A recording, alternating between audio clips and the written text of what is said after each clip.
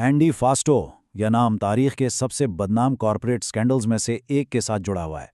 तो आज हम इसी मालियाती जादूगर की कहानी पर बात करेंगे, जिसके करतूबों ने, आप समझ लें, एक पहाड़ जैसी कंपनी को राख बना दिया था। 30 अरब डॉलर्स। जी हाँ, 30 अरब। इतनी बड़ी रकम। ये वो अमाउंट था जो एनरॉन को, जो कभी वॉल स्ट्रीट की आंख का तारा हुआ करती थी, अपनी स्टॉक प्राइस ऊपर रखने के लिए कहीं ना कहीं छुपाना था। तो सवाल ये उठता है, इतनी बड़ी रकम, इसे आखिर गायब कैसे किया जाए? जाहिर है, एनरॉन की लीडरशिप को कोई फौरी और कह लें कि आउट ऑफ द बॉक्स हल चाहिए था। और इस मसले को हल करने के लिए एंट्री होती है एक जादूगर की। नाम था एंडी फास्टो, कंपनी का अपना चीफ फाइनेंशियल ऑफिसर। तो एनरॉन का जो फाइनेंशियल ख्वाब था ना, उससे जिंदा रखने के लिए, उसकी इमेज बचाने के लिए एंडी फास्टो को एक ही काम दिया गया। कंपनी का ये 30 अरब डॉलर का पहाड़ जैसा कर्ज किसी भी तरह, हर हाल में छुपाना है। तो फास्टो ने उसके लिए क्या ट्रिक इस्तेमाल की? एक टेक्निक जिसका नाम था स्ट्रक्चर्ड फाइनेंस। वैसे कंपनी के अंदर लोग इसे मजाक में ब्लैक मैजिक यानी काला जादू कहते थे। क्यों? क्योंकि ये टेक्निक कंपनी के अकाउंट से कर्ज को ऐसे गायब कर देती थी जैसे कभी था ही नहीं। अच्छा, इस जादू का असल राज क्या था? वो थीं स्पेशल पर्पस एंटिटीज यानी एसपीईज। बुनियादी तौर पर फास्टो ने ऐसी सैकड़ों कागजी कंपनियां बना डाली जिनका सिर्फ एक ही काम था, एनरॉन के सारे कर्ज और नुकसानात को अपनी बैलेंस शीट्स पे ले लेना। नतीजा, एनरॉन की किताबों से ये सब कुछ साफ हो गया। और मजे की बात यह है कि इन एसपीएस के नाम भी बड़े अजीबोगरीब थे। Jedi, च्योबाका, Raptor, एलजेएम। इन नामों से ही अंदाजा लगाया जा सकता है कि यह स्कीम कितनी कॉम्प्लेक्स और कितनी बड़ी थी। लेकिन ये सिर्फ शुरुआत थी। फास्टो धोखाधड़ी में और भी आगे निकल गया। उसने दस्तावेजात पर पुरानी तारीखें डालना शुरू कर दी, मतलब बैकडेटिंग की। इससे ऐसा लगता था जैसे एनरॉन ने इन्वेस्टमेंट्स पर नुकसान से बचने के लिए बिल्कुल सही टाइम पर फायदे वाले सौदे किए हैं, जबकि असल में कंपनी को भारी नुकसान हो रहा था। लेकिन इस पूरे धोखे की जो असल जड़ थी ना, वो कहीं और थी। देखिए, फास्टो सिर्फ एनरॉन के लिए काम नहीं कर रहा था, वो अपने लिए भी काम कर रहा था। और ये है मफादात के टकराव की एक टेक्स्ट बुक मिसाल। जरा इसको समझते हैं।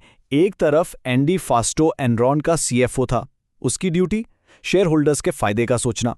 लेकिन दूसरी तरफ वो एलजीएम का जनरल पार्टनर भी था, जो उसकी अपनी ही बनाई हुई एक एसपीई थी। तो वो क्या करता था? एनरॉन की अंदर की खबरें इस्तेमाल करके कंपनी के असासे सस्ते दामों पर एलजीएम के लिए खरीद लेता था। और फायदा किसको होता था? उसको खुद को और उसके पार्टनर्स को। एक डॉक्यूमेंट्री में इस पर एक बहुत अहम बात कही गई। किसी भी इंसान को ऐसी सिचुएशन में नहीं डालना चाहिए जहां हर ट्रांजैक्शन पर उसे ये फैसला करना पड़े कि वो एनरॉन का भला सोच रहा है या अपने पार्टनर्स का। और सबसे हैरानकुन बात यह है कि एनरॉन के बोर्ड ने खुद इस गैर अखलाकी अरेंजमेंट को मंजूरी दी थी। तो इन सब साइड डील्स का नतीजा क्या निकला? एंडी फास्टो ने जाती तौर पर $4.5 करोड़ बनाए। और ये सारा पैसा कहां से आया?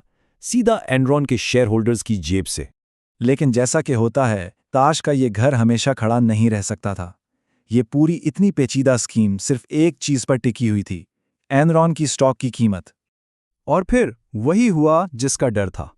जैसे ही एनरॉन की स्टॉक प्राइस गिरना शुरू हुई, फास्टो की बनाई हुई ये सारी एसपीएज एक फाइनेंशियल टाइम बॉम्ब बन गई।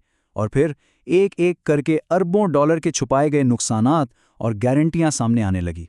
और इसी दौरान पर्दे पर एक नया किरदार आता है, शेरोन वॉटकिंस। वो एनरॉन की विसल ब्लोअर बनी। उन्होंने फास्टो की इन शराकतदारियों का पता लगा लिया और उन्होंने सीईओ केन ले को सीधा सीधा वार्न किया कि कंपनी फट सकती है, क्योंकि हिसाब किताब बिल्कुल अजीब लग रहा था। और अब आते हैं इस कहानी के आखिरी चैप्टर पर, जब इस मास्टरमाइंड को आखिरकार अपने किए का हिसाब देना पड़ा। फास्टो का डाउनफॉल बहुत तेजी से हुआ। अक्टूबर 2001 में जब उसके $45 मिलियन के जाती मुनाफे की खबर बोर्ड तक पहुंची, उसे फौरन निकाल दिया गया। फिर जनवरी 2004 में इसने वायर फ्रॉड की साजिश का जुर्म कबूल कर लिया। डील क्या हुई? अपने पुराने बॉसेस के खिलाफ गवाही दो और 10 साल कैद की सजा ले लो।